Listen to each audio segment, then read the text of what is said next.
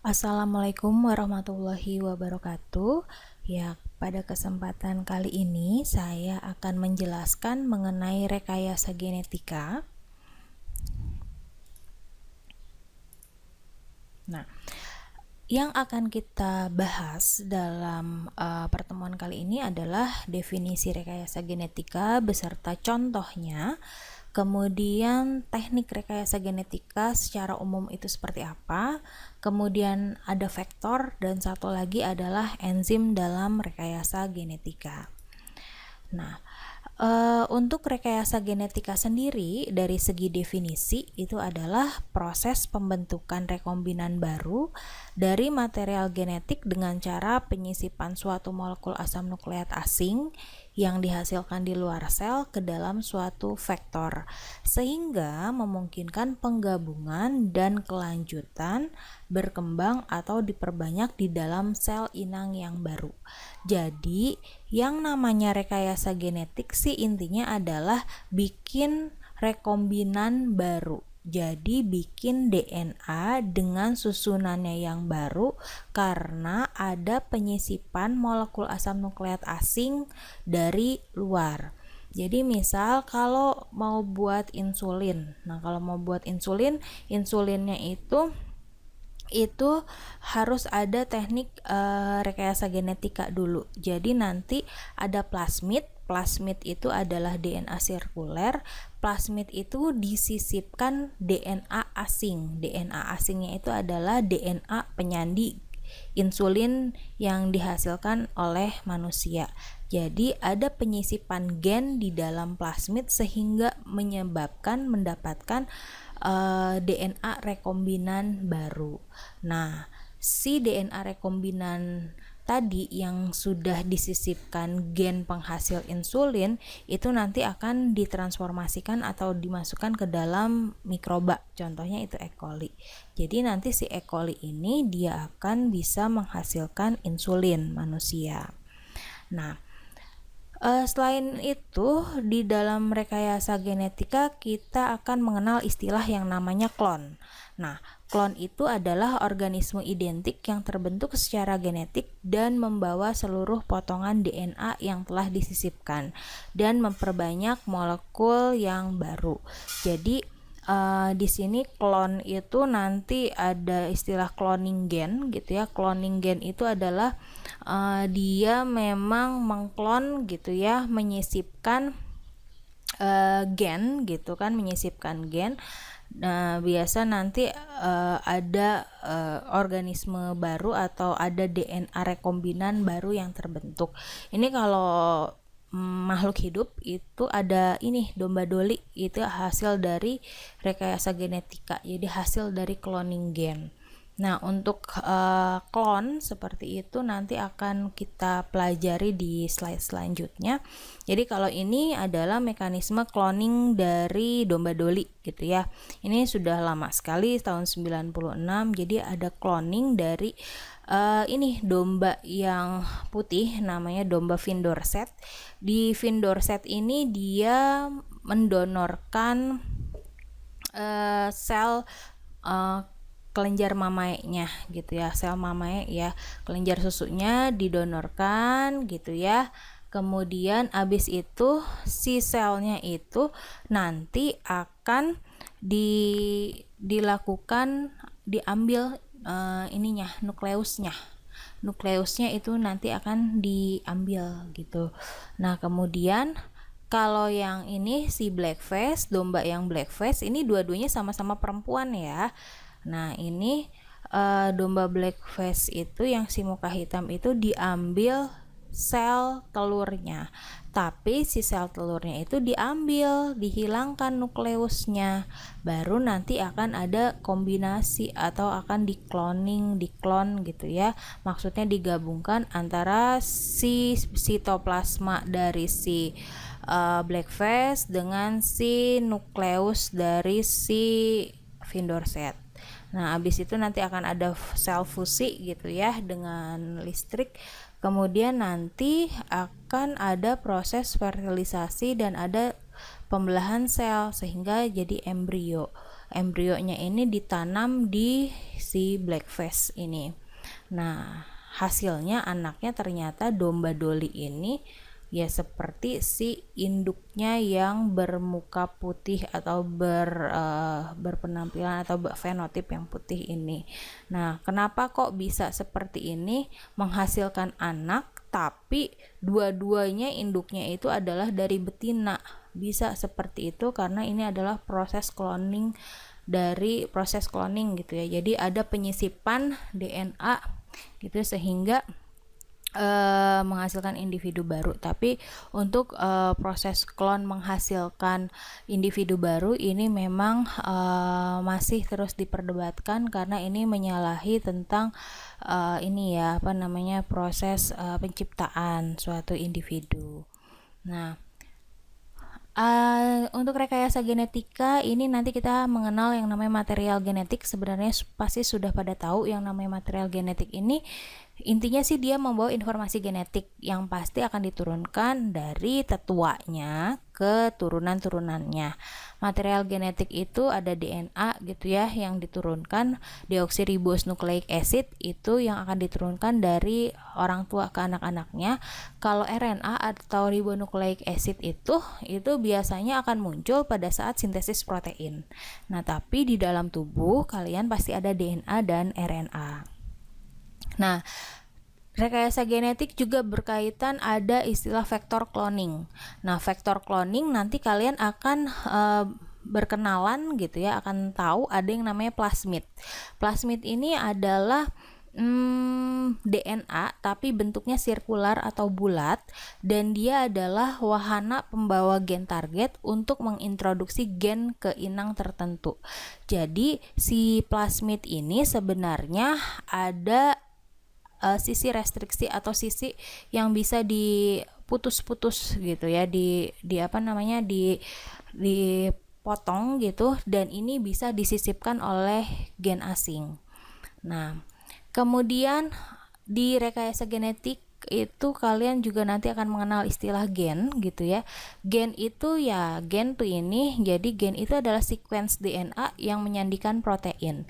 Jadi kalau yang struktur dasar gen manusia itu pertama yang terbesar itu adalah dalam sel itu nanti akan ada kromosom itu nanti akan ada DNA, bagian dari DNA itu adalah gen gitu. Jadi gen ini hanyalah suatu sekuen DNA atau bagian kecil dari DNA yang menyandikan protein tertentu. Misalnya gen kalian rambutnya itu berwarna hitam. Nah, susunan gennya ini yang memang menyandikan protein untuk rambut berwarna hitam. Atau misalnya warna iris warna bola mata kalian itu misalnya warnanya coklat atau hitam. Nah, gennya juga tertentu. Nah, gen ini memang bagian atau segmen atau sekuen dari DNA. Kemudian untuk aspek cloning gitu ya. Jadi yang namanya rekayasa genetika ini akan berkaitan dengan klon atau cloning gitu. Nah, aspek cloning yang pertama itu adalah menerobos barier alamiah suatu spesies. Jadi insulin manusia yang beredar di pasaran gitu, insulin yang biasa dipakai untuk penderita diabetes mellitus itu diproduksi di Escherichia coli. Jadi E. coli ini dia sebagai pabrik biologis untuk membuat insulin gitu. Atau aspek cloning lainnya ini dengan klon itu memungkinkan memperoleh dan memanipulasi secara relatif potongan-potongan DNA yang menyandikan fungsi spesifik terapi gen penyebab penyakit keturunan. Contohnya adalah faktor darah 8 dan faktor darah 9 ini biasanya untuk penderita hemofili. Jadi nanti akan ada bab tersendiri tentang aplikasi rekayasa genetika berupa produknya di bidang farmasi gitu ya.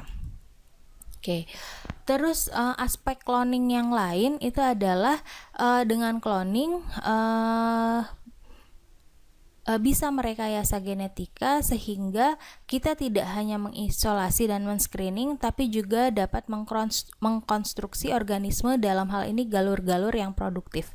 Misalnya ini ada padi emas. Padi emas ini adalah padi yang berwarna orange gitu ya.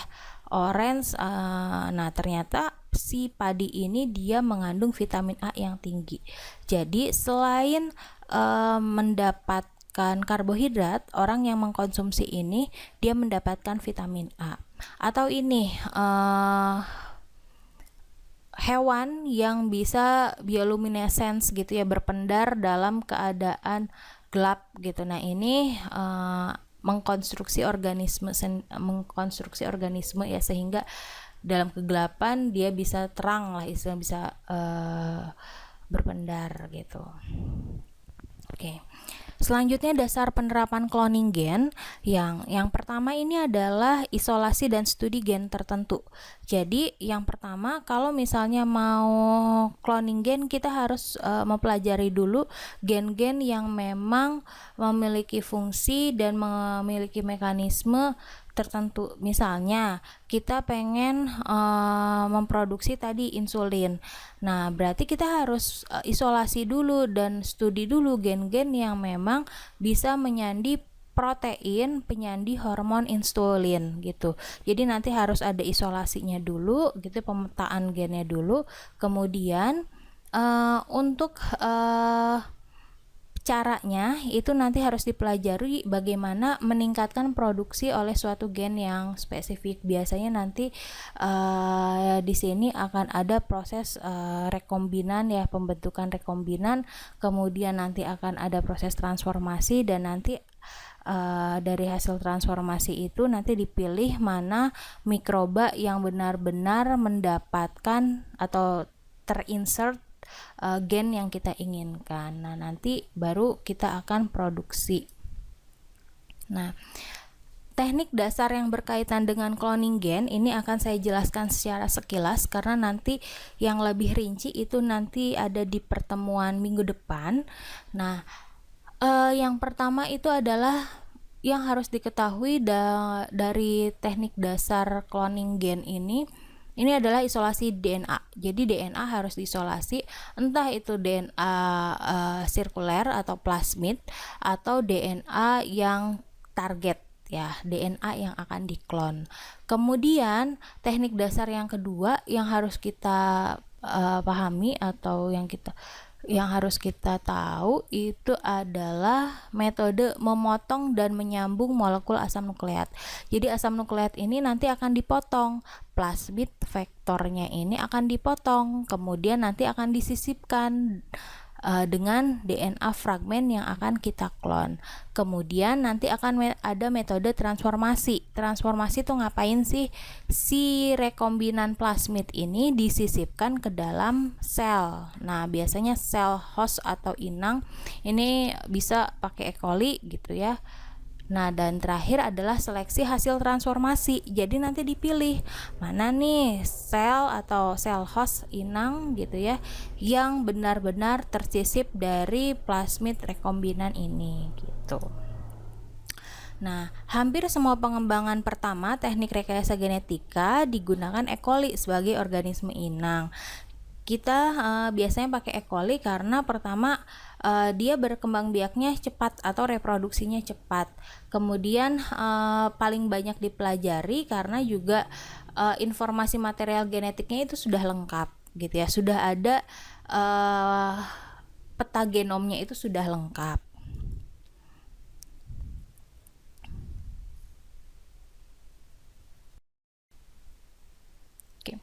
Selanjutnya adalah plasmid. Di sini untuk plasmid sendiri, ini adalah DNA ekstra kromosom. Jadi DNA ekstra kromosom itu berbeda ya dengan DNA kromosom. Jadi DNA ekstra kromosomnya ini dia bentuknya sirkular atau bulat. Nah, bentuknya pun tetap utas ganda, tapi dia bisa bereplikasi mandiri. Nah, banyak sekali ditemukannya ini kalau plasmid ini adalah di bakteri ya, bakteri. Nah, tapi di kapang atau eukariotik ada tapi tidak banyak gitu ya. Nah, plasmid ini atau DNA yang bulat seperti ini menyandikan resistensi antibiotik. Jadi resistensi antibiotik, misalnya dia ampicillin resisten atau chloramphenicol resisten gitu. Nah ini kemudian plasmid alami menyandikan kolisin atau ya bakteriosin gitu ya, atau dia mempunyai daya virulensi dan juga mempunyai aktivitas metabolit gitu. Nah jadi plasmid ini sebenarnya adalah DNA yang bulat gitu ya, atau disebut dengan DNA sirkular, dan dia termasuk DNA ekstra kromosom, jadi DNA tambahan, dan dia bisa memperbanyak sendiri atau bereplikasi mandiri. Nah, plasmid ini mempunyai persyaratan. Pertama, plasmid ini kan dia mempunyai daerah yang bisa disisip. Nah, biasanya dapat menampung sisipan DNA hingga 8 kilobasa. Kemudian mempunyai titik ori atau origin of replication. Origin of replication itu yang di sini, ini adalah titik awal untuk mulai replikasi. Dan juga mempunyai marker untuk seleksi. Ya, selectable marker misalnya adalah ampicillin resisten. Kemudian mempunyai situs restriksi untuk penyisipan gen. Jadi di sini ada situs restriksi nih, di sini. Nah, di sini. Nah, ini adalah situs restriksi yang bisa disisipkan gen. Nah, ini adalah plasmid PGB 119 gitu ya. Jadi di sini ada titik ori, kemudian di sini ada ampicillin resisten. Nah, ini. Nah, untuk stabilitas plasmid dia itu memang dalam kondisi optimum, dia stabil dan memang harus ada dalam media tumbuh tertentu. Jadi dia juga bisa memperbanyak diri sendiri gitu ya, tidak tergantung kromosom. Karena kenapa? Ada gen ori gitu ya, atau origin of replication. Jadi biasanya si plasmid ini bisa bereplikasi secara mandiri. Nah, biasanya kalau plasmid ini untuk dalam rekayasa genetika ini diaplikasikan dalam teknologi DNA rekombinan.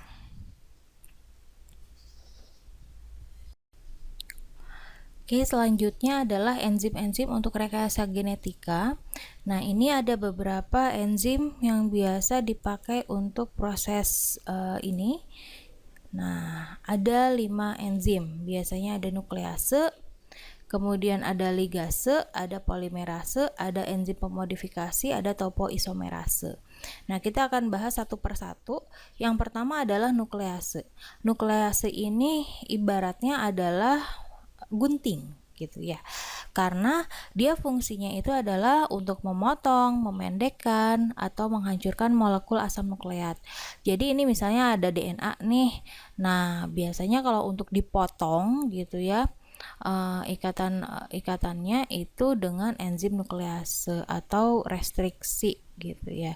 Nah, nuklease itu dibagi dua. Jadi di sini ada enzim endonuklease. Nah, kalau endonuklease ini dia akan memutus ikatan fosfodiesternya itu di tengah-tengah. Nah, di tengah-tengah itu akan diputus gitu. Namanya juga endo gitu ya. Nah, jadi di dalam. Nah, kalau yang bawah ini adalah eksonuklease. Jadi, dia menghilangkan nukleotida itu dari ujung sebelah sini. Nah, contohnya ini ada DNA, terus ada eksonuklease, di sini dipotong, berarti dipotongnya dari ujung. Nah, ada lagi ligase. Nah, ligase ini adalah enzim yang ibaratnya dia sebagai lem gitu. Nah, karena ligase ini fungsinya buat nyambungin celah atau bagian utas DNA yang terputus pada molekul DNA. Jadi misalnya ini nih ada DNA, jadi ada sticky end gitu ya. Kemudian mau disambungkan itu nggak bisa, tapi harus ada lemnya. Nah, lemnya itu adalah enzim ligase. Jadi yang pertama itu nuklease itu adalah ibaratnya guntingnya, tapi kalau ligase itu adalah lemnya.